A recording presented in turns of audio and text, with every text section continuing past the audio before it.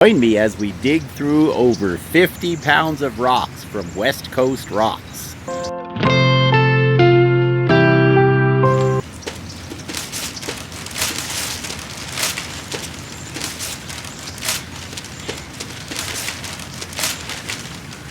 I like the way Adam refers to these particular basalts with the agate-filled vesicles. He calls them agate nurseries, and that's actually a very accurate term because many agates, not necessarily all, but many of them do originate in basalt lava flows.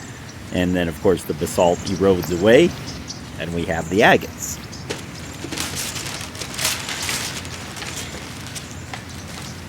Here we have a couple of California beauties. I have not yet figured out what this material might be. At first glance it looks like a flower stone, but in reality it's not basaltic at all, as the darker matrix is also a dark crystalline material. Looks like pyroxenes or something. You know, I'm starting to consider rhyolite as one of my favorite rocks because there's such an infinite variety of it. I know many of the lapidary stones, even those that are often labeled as jaspers, in reality are just different forms of rhyolite. Those of you who do lapidary know what I'm talking about. This looks like a classic rhyolitic porphyry. I chose it just because of its smoothness and its green color. Looks like a really hard material.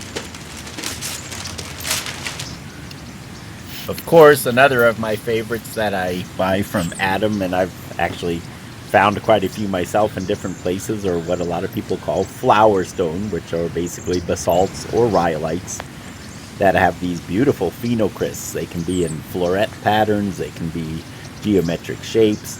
This one is unique because of its red color.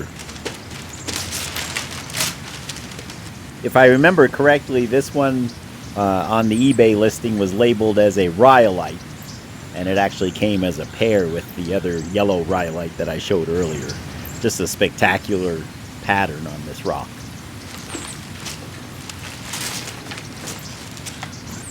When it comes to porphyritic basalts or flower stones, this one is extremely unique. I've had a few of these and the frost has destroyed them because they are actually very absorbent. Water soaks into it like a sponge.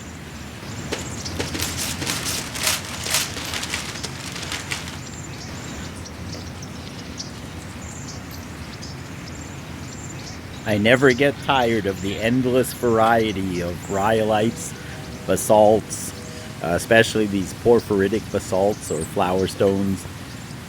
Almost every single one is different. You can kind of group them together, but they all have their own unique character and combination of minerals. For example, this one almost looks like it's just loaded either with epidote or with olivine.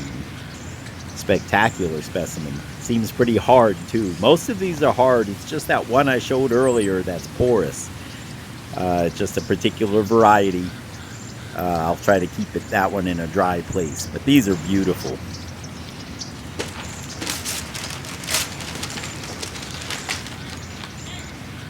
I'm really enjoying this piece that Adam sent me. This was actually a freebie. Very nice fossil Teredo wood. I'm glad he sent this to me because it made me research the term. And I actually have a large piece of this material that I recently featured in my Every Rock's a Snapshot video.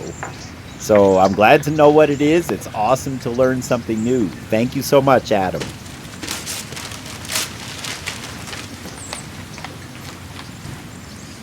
Here we see another example of the so-called agate nursery. This one is interesting because the agates are much harder than the matrix. You can see how they protrude and how the light shines through the agates. You guys might remember years ago there was a Charlie Brown Halloween special. And do you remember where the kids were holding up their candy and showing it to each other, and Charlie Brown looks in his bag and he says, "I got a rock." And I was a kid at the time, and I remember I already kind of liked rocks. And I remember thinking to myself, how cool would it be to get rocks for Halloween?